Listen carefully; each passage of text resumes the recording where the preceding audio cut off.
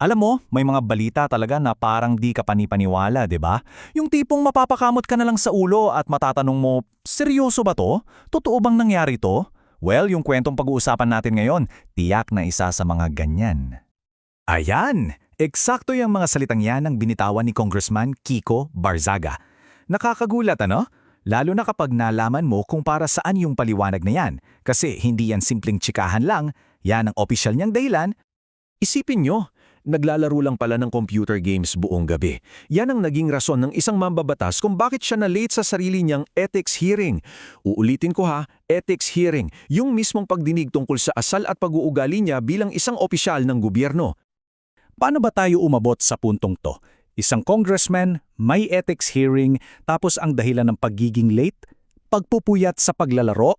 Ano ba talaga yung punot dulo ng lahat ng to? Yan yung bubusiin natin ngayon. Okay, so para maintindihan natin yung buong picture, kailangan nating alamin kung bakit nga ba may hearing in the first place. Kasi hindi ito basta-basta. Itong pagdinig na to, resulta yan ng isang formal na ethics complaint na isinampa ng sarili niyang dating partido. At hindi biro yung mga akusasyon na.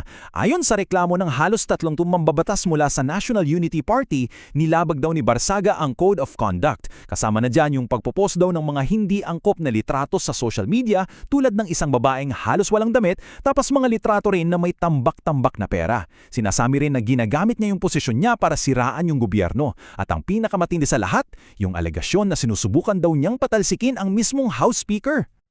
Pakinggan nyo tong mabigat na statement mula sa NUP. Ang sabi nila, sa ginagawa raw ni Barzaga, tinalikuran niya ang dignidad ng kanyang opisina at lalo pang ibinaba ang institusyong kinabibilangan niya. Grabe no? Malinaw na, para sa kanila, hindi to personalan Ang integridad na ng buong kongreso yung nakataya. At kung akala nyo mainit na yung sitwasyon, well, lalo pang nag-init. Kasi, isang araw bago mismo yung hearing, anong ginawa ni Barzaga? Pinangunahan niya ang isang protesta. At ayon sa mga kritiko, ito raw yung perpektong ehemplo ng ugaling iniireklamo sa kanya. So eto na, dito natin makikita yung malaking pagkakaiba ng plano sa nangyari. Ang panawagan, isang people power revolt daw para sugurin ang Forbes Park. Parang ang laki, di ba? Pero yung katotohanan, ayon sa mga report, ayon, isang malaking flop. Bakit?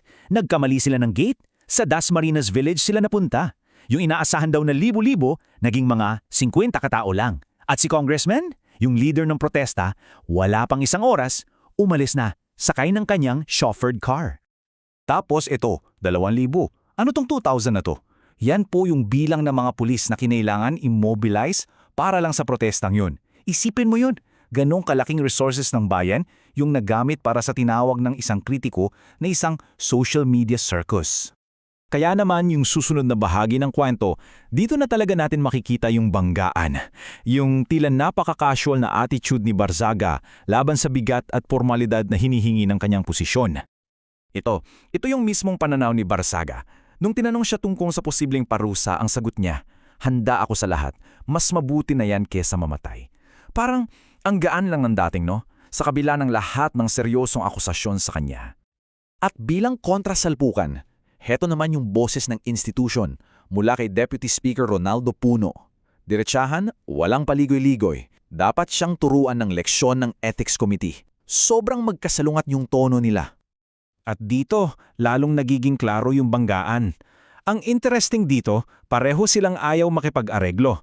Pero magkaiba yung rason. Para kay Puno, hindi to personal. Ang insult ay sa institusyon. Para naman kay Barzaga, mas gusto niyang ituloy para raw maipagtanggol niya yung sarili niya. So parehong gustong ituloy yung laban pero para sa magkaibang prinsipyo. Wow! Ito yung isa sa pinakamatatalas na sinabi ni Deputy Speaker Puno. Sabi niya, hindi niya inaakalang may ginawa siyang mali dahil malinaw na mas mababa ang kanyang pamantayan kaysa sa karaniwang tao. Grabe! Yan ang buod ng tingin ng institusyon sa tila kawalan ng pakialam ni Barzaga. Ngayon, subukan nating lumayo ng kaunti. Tingnan natin yung mas malaking larawan. Ano ba talaga yung sinasabi ng buong isyong to tungkol sa politika natin ngayong? Dito pumapasok yung konsepto ng performance politics. Ano to?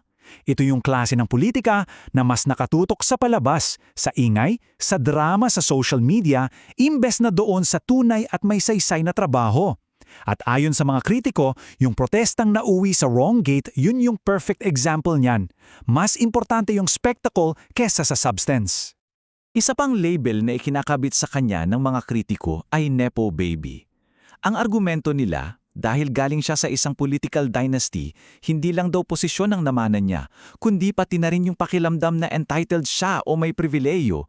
Kaya raw yung mga dahilan niyang parang naglalaro lang ng games, para sa kanila, yan ay senyales ng kawalan ng respeto sa tungkulin niya. At dito na nga papasok yung pinakaugat ng reklamo ng mga kritiko. Yung pakilamdam na kapag ang isang sagradong tungkulin sa bayan ay ginagawa mo lang na parang laro, isa yang malaking insulto. Hindi lang sa institusyon, kundi sa bawat ordinaryong mamamayan na umaasa sa tapat na serbisyo. At hindi biro yung mga posibleng kahinatnan nito ha?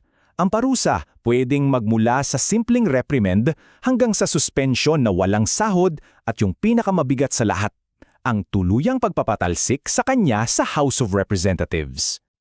At siguro, itong linyang to mula sa isang opinion piece ang pinakamahusay na naglalagom sa sentimento ng marami.